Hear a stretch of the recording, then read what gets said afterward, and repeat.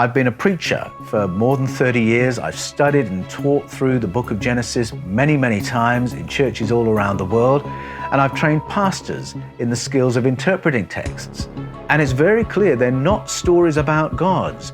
They're stories about the powerful ones in the Bible and the sky people, the Anunnaki, in the Sumerian tablets. It's those who've come down from the skies who govern over human society for a long time, aeons and aeons.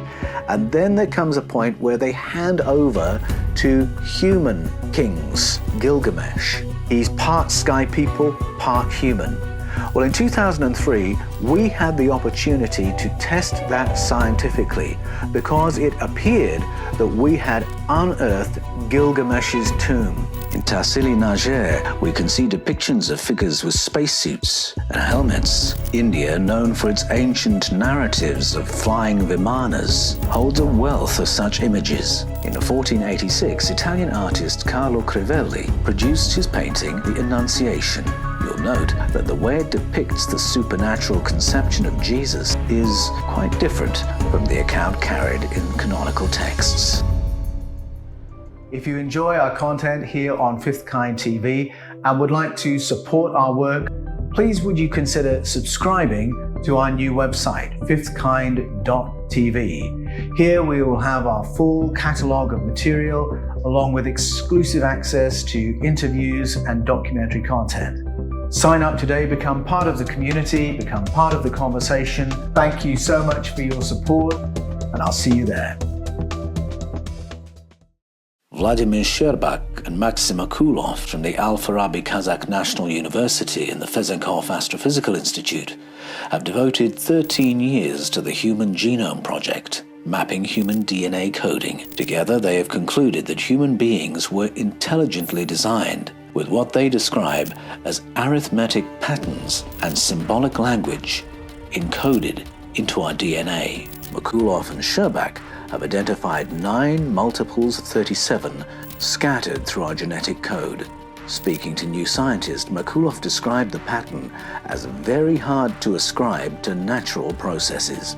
In our genetic code, there occur 9 repetitions of multiples of 37 in our DNA.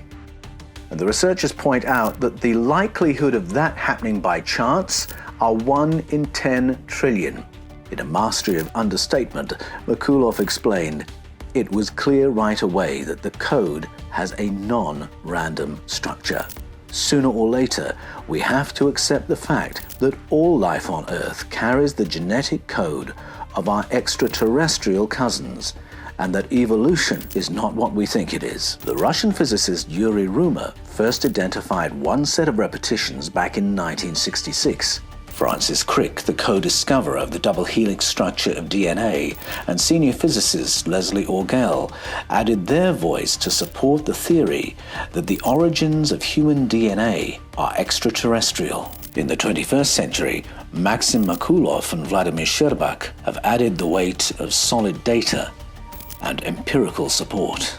This is information we've only had in the last decade. So how did Carl Sagan know this in 1985? It wouldn't be the first time that privileged information had been passed on to a movie maker or a scriptwriter.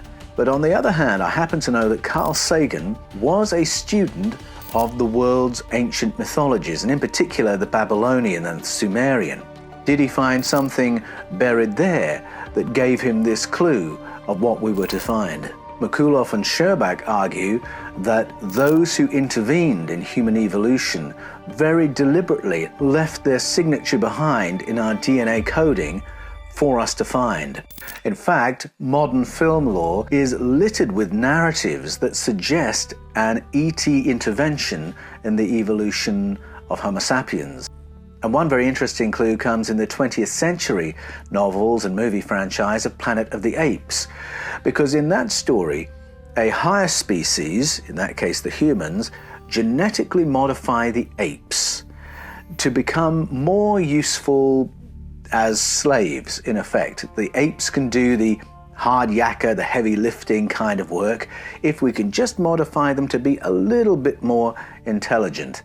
And of course, all kinds of trouble ensues from that decision. But that idea is not an original one. It can be found in the Sumerian narrative of beginnings. In their stories of beginnings, humanity is engineered by sky people who come to planet Earth, modify the beings that are here to do the hard yakka and heavy lifting for them. In the Mayan tradition of the Popol Vuh, it's very frank about the engineering of humanity. That narrative describes the arrival on planet Earth of those who engineer, and it's the story of Kukulkan or Quetzalcoatl. And those entities have a conversation among themselves that goes like this: let us make avatars for ourselves to do the work and bring us our food. It's the same story that emerges in the Planet of the Apes. Did Pierre Boulle create this story out of a knowledge of ancient mythologies? Or is this another example of storytelling accessing information from a wider field of consciousness? Do these narratives keep emerging because in our storytelling we're actually remembering something from our prehistoric past? In 1967, there was an episode of the first season of Star Trek called The Return of the Archons. It was written by Boris Sobelman and Gene Roddenberry. And in the storyline, there is a planet populated by human beings who are kept in order by a priesthood that acts as intermediaries between them and a kind of deity figure. And as Captain Kirk and the crew explore what's going on, they realize that the priesthood is really acting on behalf of a computer program. There is no God there. It's just them, the computer program, and the subjected, pacified human population. And it's a rather strange echo of what we see in the pages of the Hebrew Scriptures, the Old Testament. Because through the history of the Old Testament, we can find moments where we're looking at a society of human colonies, each ruled over by another kind of entity called Elohim or a Bene Elohim. And they're not human, they are a higher species. And it's as if humanity's been carved up for management by the colonizers. But it's not an easy relationship between these higher powers, and the Bene Elohim often send the humans out to war against each other because the Elohim are in competition with one another for resources. As we get further into the story of the Old Testament, it becomes unclear whether the powerful ones, the Elohim, are still there, or if the prophets are still in place and the priesthoods are still in place, and the totems are there for consultation, but there are no other gods present in the picture, even though the structure of priesthoods and prophets is still present. How did Boris Sobelman and Gene Roddenberry chance upon that storyline? Again, it could be because they were scholars of the ancient mythologies, which I believe they were. But often in our storytelling, we start telling the truth without fully realizing that's what we're doing. Now you might say, well, that's a very interesting idea, Paul, but is there any way of testing that? We had the opportunity in 2003 to test one of the oldest stories, if not the oldest story, of human civilization, and it's the Epic of Gilgamesh, a story that just might prove humanity's ET roots. Now, Gilgamesh is a really interesting figure. The Sumerian and Babylonian narratives speak about rulership over human beings, or kingship, as having come down from the skies. It's those who've come down from the skies who govern over human society for a long, long time, aeons and aeons. And then there comes a point where they hand over to human kings, and they somewhat recede into the background. In that story, there's a crossover king, a hybrid person called Gilgamesh. He's part sky people, part human. Now that's a motif that recurs in mythologies all around the world. Go to any country in the world and probe the local mythologies and there'll be a story of human-god hybrids. But is it just a story? Or is it the memory of something from our prehistoric past? Well, in 2003, we had the opportunity to test that scientifically because it appeared that we had unearthed Gilgamesh's tomb. In April 2003, a German-led research team announced it had found King Gilgamesh's tomb. It was an incredible moment in the history of religion and archaeology. Not much more than a month after the first US invasion of Iraq under George H.W. Bush, a research team led by Jörg Fassbinder of the Bavarian Department of Historical Monuments in Munich announced the incredible discovery they had made. With scarcely contained excitement, Fassbinder spoke to the BBC and said, "The most surprising thing was that we found structures already described by the Epic of Gilgamesh. We covered more than 100 hectares. We have found garden structures and field structures just as described in the Epic. By differences in magnetization in the soil, you can look into the ground. The difference between mud bricks and sediments in the Euphrates River gives a very detailed structure. I don't want to say definitively that it was the grave of King Gilgamesh, but it looks very similar to that described in the Epic. We found, just outside the city, in the middle of the former Euphrates River, the remains of such a building as could be interpreted as a burial place." What an outstanding opportunity to test the relationship of those mythologies against scientific fact. We could DNA test the remains of that person in the tomb marked Gilgamesh. Potentially, it was one of the most significant archaeological finds in history. Once the find had been located and cordoned off, the First Iraq War ended within a matter of days. What this gave us was the opportunity to understand the Sumerian kings list. Is it a literal account of beings from another planet ruling over planet Earth and then handing over to humans?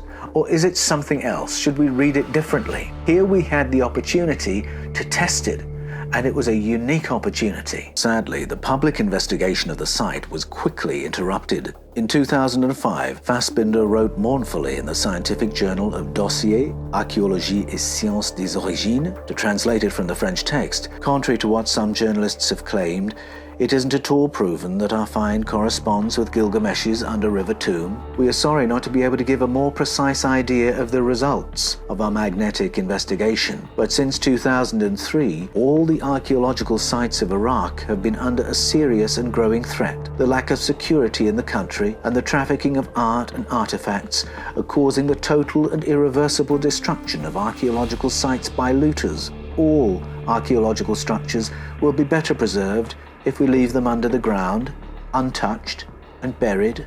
And 16 years later, it's still buried. How can you bury an opportunity like that? Why would you not want to know if that account of human origins is rooted in fact or is pure fiction? It was important enough that during the Iraq War, protection was given so that Fassbinder could get in there with his team, but not important enough to probe in the 16 years since. This is a test that could answer one way or another. Was humanity engineered by an ET species, the sky people of the Sumerian narrative, or was our evolution pure chance? In the Epic of Gilgamesh, we read the story of the human being growing up wild and living like an animal in harmony with the other animals, and then being civilized by a female entity who introduces him to city living. That's how it goes in the Epic of Gilgamesh, but that story resurfaces in Tarzan. Again, the female entity, Jane, finds the wild man living in harmony with the animals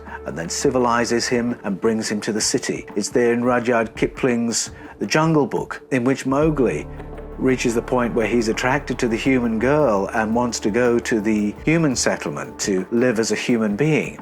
The Zulu tell the story of Mbabwana-Warisa, the female entity who teaches them how to farm and how to make beer and how to live as a human society.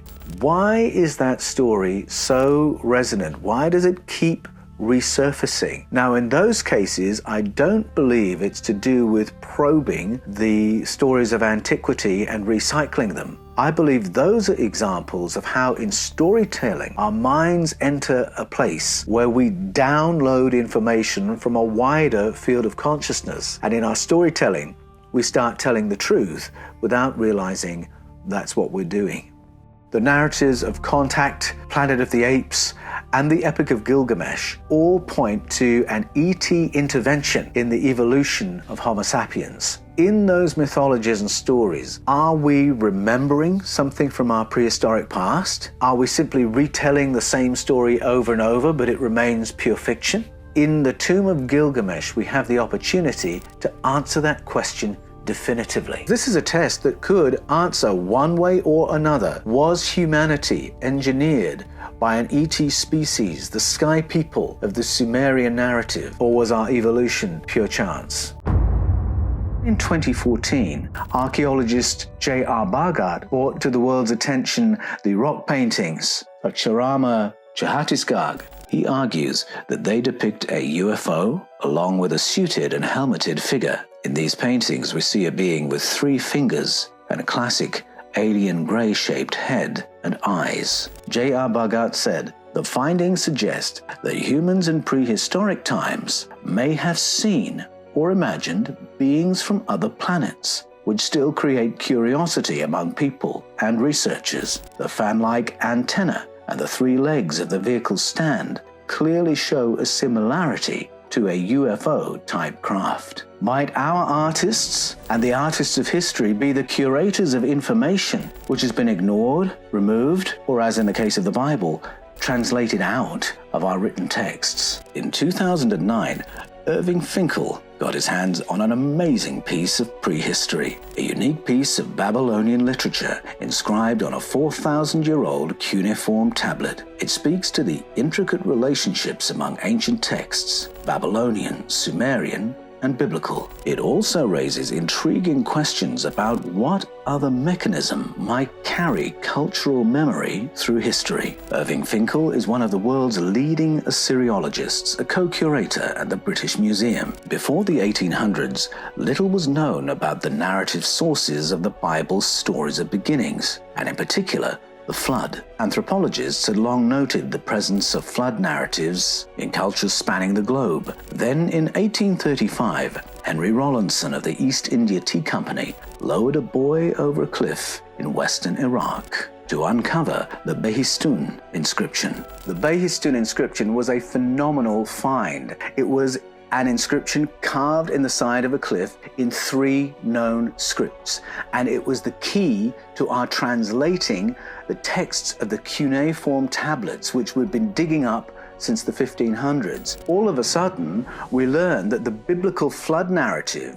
is actually the retelling of an even older story, the Epic of Gilgamesh. And when we go to the Epic of Gilgamesh, we find that it's actually the retelling of an even earlier narrative than that. Back in the 21st century, as Irving Finkel studied the Simmons tablet, he noted the extraordinary mathematical accuracy of the building instructions for the ark itself. The length of rope prescribed did indeed produce a vessel of the exact volume enumerated in the text. Comparisons with the biblical account and with other Babylonian cuneiforms threw up another curious detail. In the story of Utnapishtim, the ark is a cube with a volume of 14,400 cubits. In the Simmons Ark tablet, the ark is a round coracle, but get this, with a volume of 14,400 cubits. In the Bible, we have the instructions for Noah's Ark. Its volume, 15,000 cubits. That's a variance of only 4% across 3 different cultures, from civilization to civilization, text to text,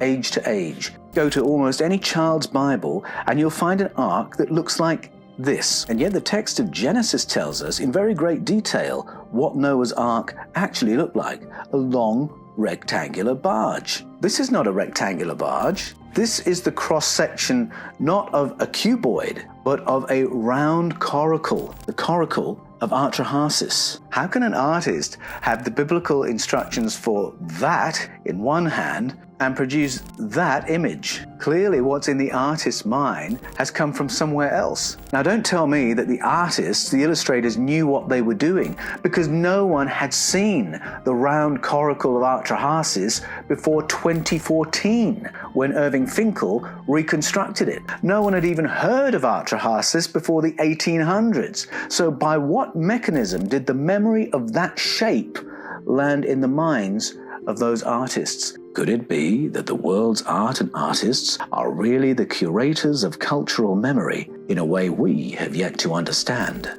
Could it be that generations of artists and painters and sculptors have been conveying to us information which has been either hidden or removed, or, as my book argues, mistranslated out of our canonical texts? In 2003, I took a trip to Lascaux in Dordogne in France to visit what some believe to be the world's most ancient prehistoric cave paintings. The caves were discovered accidentally in 1940 by 4 kids and a dog, uncovering the work of a culture dated to 17,000 years before present. And today, visitors can visit an exact facsimile of those caves and paintings in order to preserve the originals. Clearly, this was the work of people who are just as conscious and intelligent and creative as us. Were its creators using art rather than writing to carry the memory of this time before the last ice age, to preserve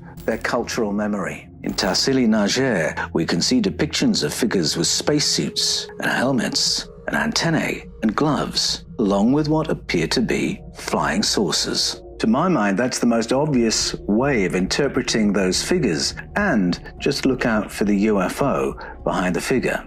India, known for its ancient narratives of flying vimanas, holds a wealth of such images. In the Rajatola caves in the forest of Bari at Vadi Tehsil in the Raisin district, Dr. Wasim Khan brings our attention to images that are 4,000 years old, depicting what appears to be an alien and a wormhole and a UFO, along with various other UFO craft. In 1486, Italian artist Carlo Crivelli produced his painting, The Annunciation. You'll note that the way it depicts the supernatural conception of Jesus in the womb of Mary is quite different from the account carried in canonical texts. The Summer Triumph tapestry from Brugge in Belgium was produced in 1538. Now look in the sky. Do you reckon those are flying cardinals' hats? Or are they something a little more familiar to the modern eye? Another moment in the story of Jesus Christ is depicted in this painting from 1710,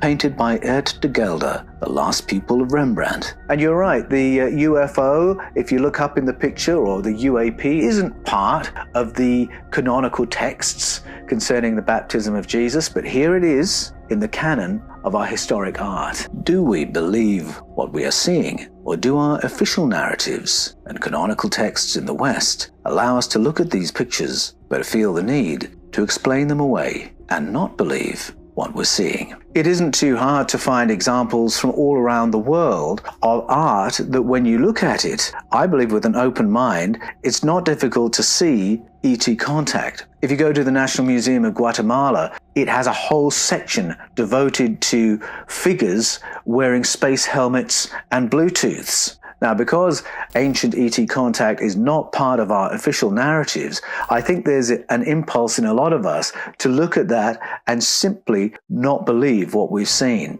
We think we live in a visual culture where seeing is believing, but I reckon that if something isn't part of the official narrative or the canonical text, we actually don't believe what we're seeing. And I wonder what would happen if we could flip that, if we could follow the canon of our world art in the same way that we follow the canon of our world's narratives and texts. Would we learn some secrets about ancient ET contact if we followed our artistic canon with a more open eye?